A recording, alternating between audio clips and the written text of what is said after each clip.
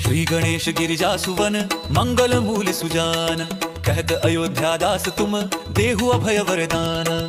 जय गिरिजापति दीन दयाला, सदा करत संतन प्रतिपाला। भाल चंद्रमा सोहत निके, कानन कुंडल नाग फनीके। अंग गौर शिर गंग बहाए, मुंड माल तन क्षार लगाए। वस्त्र खाल बाघंबर सोहे, छवि को देखी नाग मन मोहे। मैं नामा तु की हवे दुलारी, बाम अंग सोहत छवि न्यारी। कर त्रिशूल सोहत छवि भारी, करत सदा शत्रुन क्षयकारी। नंदी गणेश सोहे कहा कैसे, सागर मध्य कमल है जैसे। कार्तिक श्याम और गणराऊ, या छवि को कही जात न काऊ। देवन जब ही जाए पुकारा, तब ही दुख प्रभु आप निवारा। किया उपद्रव तारक भारी, देवन सब मिली तुम ही जुहारी। तुरत षडानन आप पठायो, लव निमेष मह मारी गिरायो। आप जलंधर असुर संहारा, सुयश तुम्हार विदित संसारा। त्रिपुरासुर सन युद्ध मचाई, सब ही कृपा कर लीन बचाई। किया तपहि भागीरथ भारी, पूर्व प्रतिज्ञा